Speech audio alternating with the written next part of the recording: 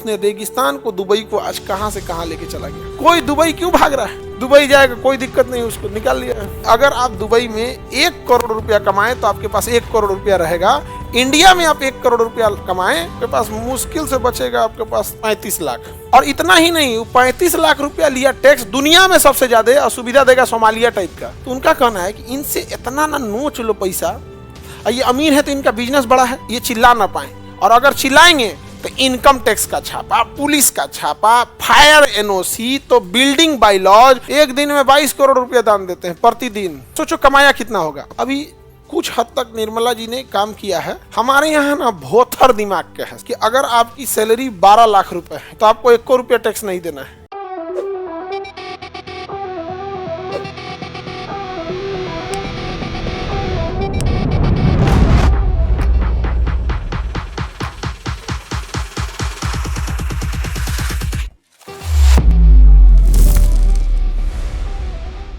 तंत्र तो हमें पता है राजा या रानी होते हैं। अभी भी नहीं, ये राजा और रानी का प्रचलन जानते कहाँ है? अरब देशों में। अभी भी कहाँ है? अरब में। राजतंत्र वहां पे भी है। कहाँ पे? अरब देशों में। अरब हो गया, यूएई हो गया, ये सब में आज भी क्या है? राजा और रानी का प्रचलन है। देखिएगा, हमको सबसे बेहतर राजा अगर कहीं का लगता है, सबसे बेहतर तो यूएई का, दुबई, यूएई सबसे बेहतर ढंग से उसने किया था। अब उनके पर्सनल लाइफ से हमको मतलब नहीं कि परिवार में कैसे रहते हैं, 6 गो पत्नी है कि 5 गो पत्नी है। एक राजा का काम जो होता है, उस काम के हिसाब से देखिएगा, उसने रेगिस्तान को, दुबई को आज कहां से कहां लेके चला गया। आज दुबई देख रहे हैं कहां से कहां चला गया दुबई। तो यूएई अभी बहुत डेवलप हो गया है। और यूएई का क्या कहना है पता है? देखो, हमारे यहाँ टैक्स जो लिया जाता है अजीब ढंग से लिया जाता है। अभी कुछ हद तक निर्मला जी ने काम किया है, 12 लाख रुपए उस पे, 12 लाख रुपए। और दिल्ली इलेक्शन में बड़ा हेल्प कर दिया उन लोग को कि अगर आपकी सैलरी 12 लाख रुपए है, कितनी है? 12 लाख, तो आपको 1 रुपया टैक्स नहीं देना है। 12 लाख रुपए पे टैक्स 0। और लेकिन अगर आप 12 लाख 1 रुपया भी कमा लिए तो ले भैया पूरे 12 लाख पे टैक्स। 12 लाख 1 रुपया, नहीं समझा गया? 12 लाख एक पूरा पे पूरा टैक्स देना है। ठीक है। अब सपोज करो किसी का मंथली 1 लाख सैलरी है, मंथली 1 लाख सैलरी है, तो 12 लाख सालाना हो गया। अब तनिको ज्यादा गया, 1 रुपया ज्यादा गया, लगेगा टैक्स। अब पूरा दबा के टैक्स लग जाएगा। अब किसी की सैलरी सपोज करो 12 लाख 10 हजार है, 1 लाख 1 हजार रुपये उसकी सैलरी है, 1 लाख 1 हजार सैलरी है, तो साल भर में कितना हुआ?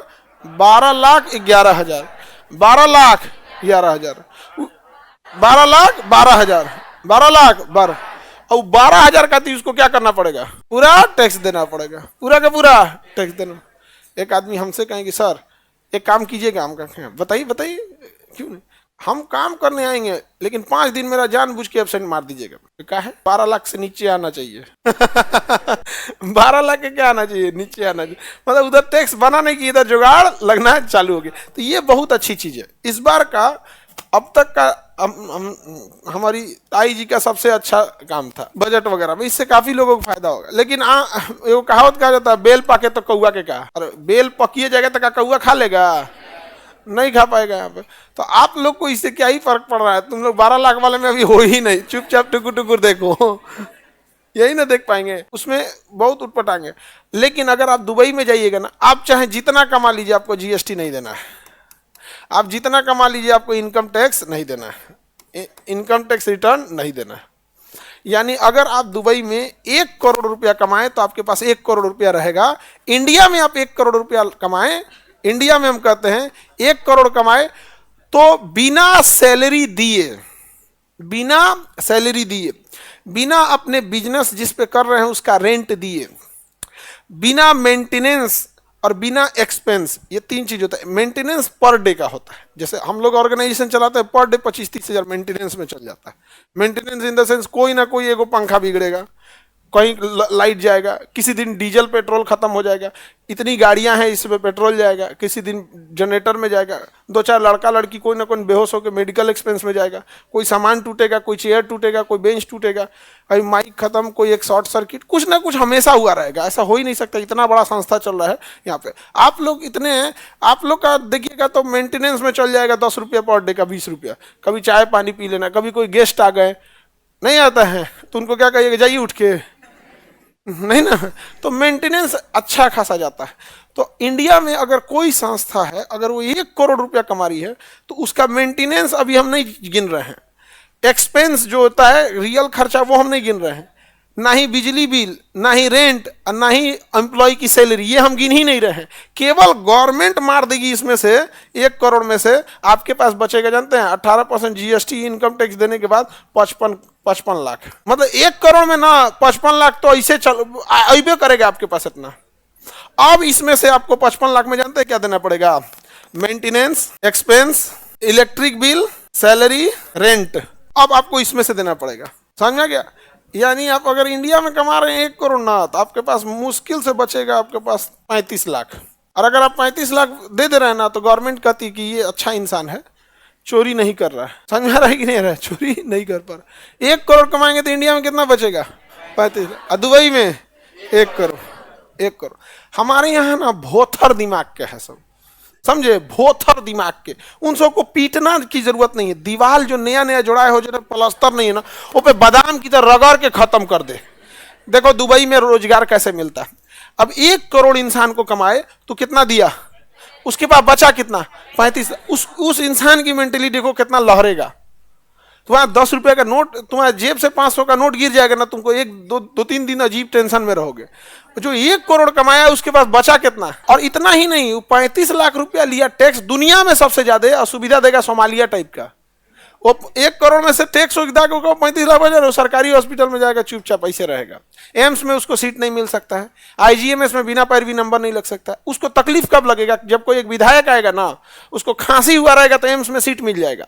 और तुम वेंटिलेटर पे रहोगे ना, एम्बुलेंस में से निकलने नहीं देगा सब तुमको एम्स में। एम्स हम लोग के लिए बना ही नहीं है, ये तो सबसे बड़ी गलतफहमी है। नहीं समझे?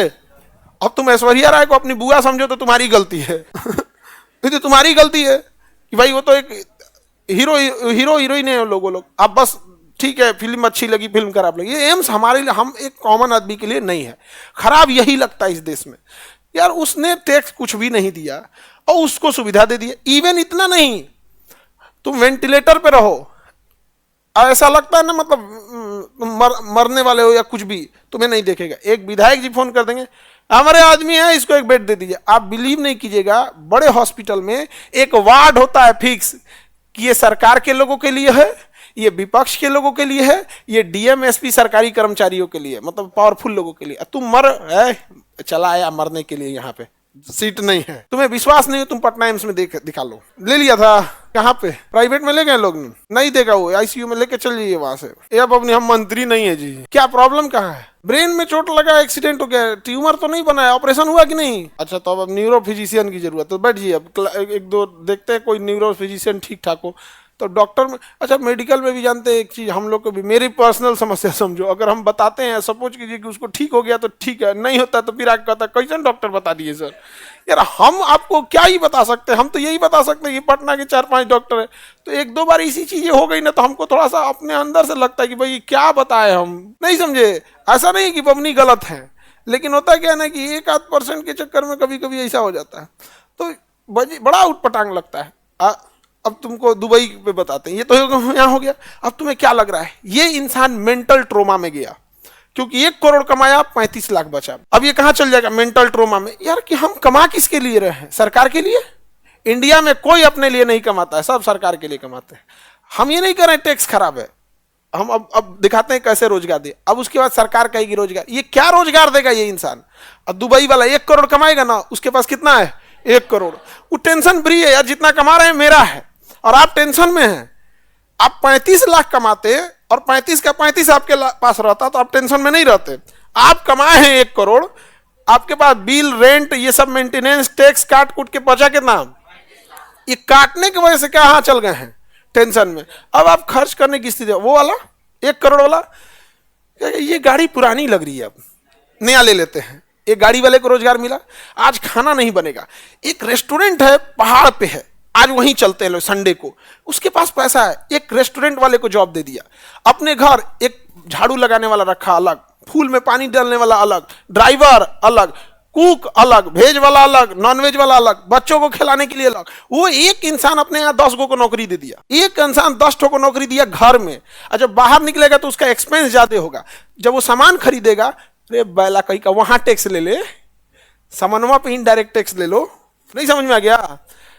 जो सामान है वहां पे इनडायरेक्ट ले लो, डायरेक्ट क्या ले रहा है वहां से। जब खर्च करेगा तो टैक्स भी मिलेगा और ज्यादा से ज्यादा लोगों को रोजगार भी मिलेगा, फर्स्ट क्लास होगा। जब वो 1 करोड़ कमाएगा तो एक फ्लैट लेगा दिल्ली में, एक रख लेगा कि कभी मुंबई के लिए भी रख लेते हैं। हर महीने कुछ ना कुछ बड़ा एक्सपेंस करेगा और हर महीने डायरेक्ट इनडायरेक्ट 4-5 लोगों का फायदा कराते जाएगा।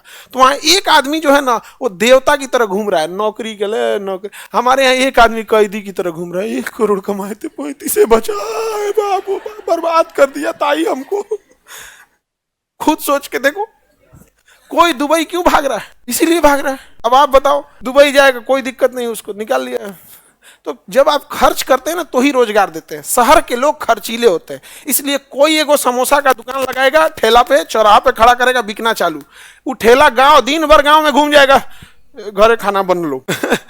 आप देखिएगा गांव में ना 1 आध दुकानें होती हैं चौराहा पे, और उसमें भी सबसे ज्यादा क्या बिकेगा? चाय, चना, घुगनी, पकौड़ी, ये सब चीजें बिके। तो जहां खर्चीले लोग रहेंगे वहीं बिजनेस चलता है।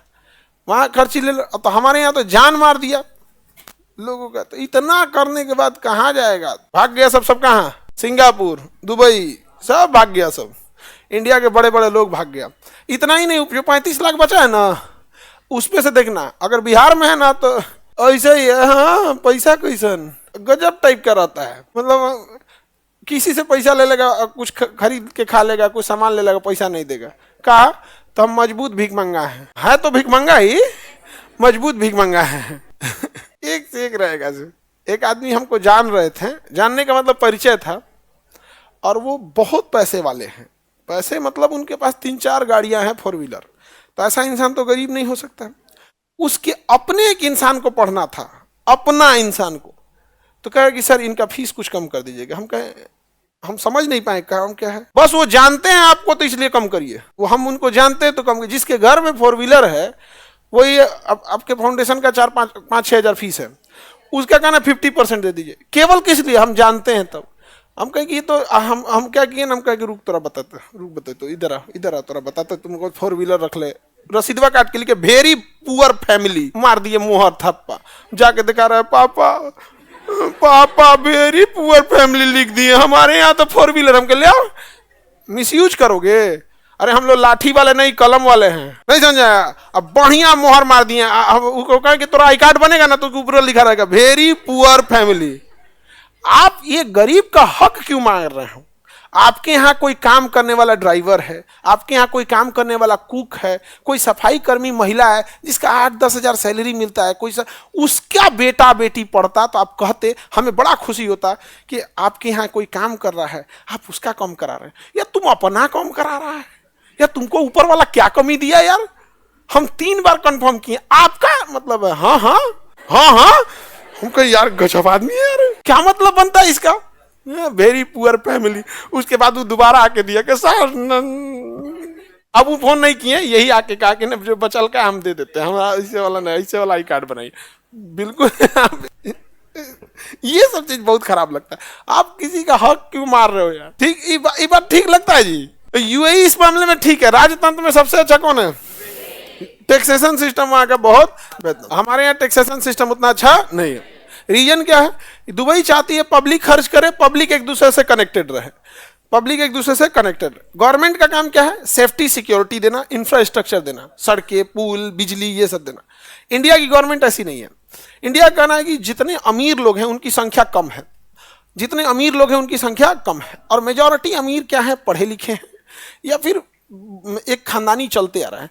तो उनका कहना है कि इनसे इतना ना नोच लो पैसा, ये अमीर है तो इनका बिजनेस बड़ा है तो इनको नोच लो पैसा, ये चिल्ला ना पाए, और अगर चिल्लाएंगे तो इनकम टैक्स का छापा, पुलिस का छापा, फायर एनओसी, तो बिल्डिंग बाय लॉज, चट्टा कह के चुप एकदम, तोरा काटेंगे हमें और पैसा ले, पूरा नोच लो अमीर को, क्योंकि वो अपना बचे हुए बिजनेस को बचाने के लिए आपका अत्याचार सह लेगा, तो उसको नोच लेगा एकदम। ऐसा बिल्डिंग, ऐसा ऐसा नियम कानून सिखाएगा ना, क्योंकि नियम बनाया ही जाता है। इंडिया में नियम बनाया जाता है कि आपको फ्यूचर में टॉर्चर करेंगे, समझा क्या? तो पूरा नोच लेगा। और उसके बाद हम जनता की भलाई के लिए 5 किलो भात, ये वो कहां से लाए थे भाई साहब? ये वो काहे भाग रहा है, वो काहे भाग रहा है वो? और उसके बाद कहेंगे कि कोई मुंबई भाग गया, कोई इंग्लैंड भाग गया, कोई अमेरिका भाग गया, कोई ये भाग गया। बड़े बड़े लोग काहे अमेरिका भाग गए? यही सब के चक्कर में उसको नोच के रद्द कर दिया है। अब वो रहता तो रोजगार दिया रहता। वो मांगता क्या है? एक अमीर इंसान आपसे क्या मांगता है? ना आपको उसको राशन कार्ड चाहिए, ना उसको कोई सरकारी अनाज चाहिए, ना सरकारी हॉस्पिटल पे जाके वो बर्डन बनेगा, ना सरकारी स्कूल में बच्चे को पढ़ाने के लिए भेजेगा, ना आपके लिए रोजगार, ना वो रेलवे एसएससी का फॉर्म भरेगा। मतलब गवर्नमेंट से उसको कोई मतलब नहीं है। वो कभी नहीं कहेगा मेरे घर के आगे का सड़क ढाल दीजिए, वो अपने ढलवा लेगा, अपने तंजी में टूटल फूटल रहेगा अपने बनवा लेगा। ठीक है, ठीक ठाक रहेगा, वो मार नाश दिया सब। दुबई इस मामले में ठीक है। सर जिनके पास पैसा है वो और खर्चा करना नहीं चाहते, वो वाला अलग सिस्टम है जी। वो वाला हम पैसा की बात नहीं कर रहे हैं जो गांव में अमीर हो गया है, देश के लेवल की बात कर रहे हैं। क्या बात करते हो? अजीम प्रेम जी नाम सुने हो? एक दिन में 22 करोड़ रुपया दान देते हैं प्रतिदिन। का तो तुम्हारे घरे पहुंचा दे। वो 22 करोड़ कहाँ जाता है? वुमेन गर्ल्स एजुकेशन पे। तो ये जो 22 करोड़ दे रहा है, तो उनको जो 22 करोड़ दे रहा है, सोचो कमाया कितना होगा प्रतिदिन? कितना? प्रतिदिन 22 करोड़ दे रहा है। एक दिन या ना साल भर का नहीं, प्रतिदिन। तुम अभी सुबह उठे हो ना, शाम तक उसका 22 करोड़ रुपया दे चुका रहेगा। तो जो 22 करोड़ दे रहा है वो पागल तो है नहीं? इतना पढ़ लिख के कितना आगे गया होगा, और उसके पास इंटेलिजेंस। वो कह रहा है कि 22 करोड़ रुपए बांट देंगे ना, सोने का लंका नहीं टिका था। तो उसने देखा कि हम फीमेल एजुकेशन को क्यों नहीं बढ़ावा दे सकते। रतन टाटा वो चाहते तो यहाँ करोड़ों रुपए देते थे, 7,000 करोड़ रुपया लगा के यहाँ कैंसर का हॉस्पिटल खोल दिए। तो ये बड़े बड़े लोग ना ढांचागत डेवलपमेंट करते हैं ये लोग। और नेता लोग सब लोग को बुलाएगा, चलो चलो तुम एक काम करो, दिल्ली जाओ और सरोजनी जाओ, सस्ता साड़ी लाओ, सस्ता साड़ी सब लाओ, सरोजनी से सस्ता साड़ी आना चाहिए। सब लोग आ गया, पूरा टाल लगा दो। कैमरामैन पहले इधर दिखाओ, इधर दिखाओ, एकदम दिखाओ, यहाँ पे लाइन लगाओ, लाइन लगाओ। और फिर अपने आदमी से कहेगा एक काम करना, बीचों में लाइन तुरवा के पूरा घेरवा देना हमको, चारों ओर से जनता से घेरवा देना। जनता घेर लेगी, हाँ साड़ी 500 लो दे के बांट दिया। यहाँ पे कोई नेता आपको पैसा देना, उसे डबल लीजिएगा, आप ही का पैसा है, लूट के ले गया है। समझ में आ गया कि नहीं? लूट के ले गया, अपने दादा के यहाँ से नहीं ला रहा है, किसका ले गया है? अभी लोग का लूट के ले गया, और अड़ चली लीजिएगा पूरा, वोट भी नहीं देना। यूपीएससी, बीपीएससी एवं सभी राज्यों की सिविल सेवाओं की परीक्षाओं एवं नीट जी आदि की तैयारी करें भारत की सबसे बेहतरीन coaching centre Khan global studies के साथ। अधिक जानकारी के लिए हमारे दिए गए हेल्पलाइन नंबर 8757354880 पर संपर्क करें।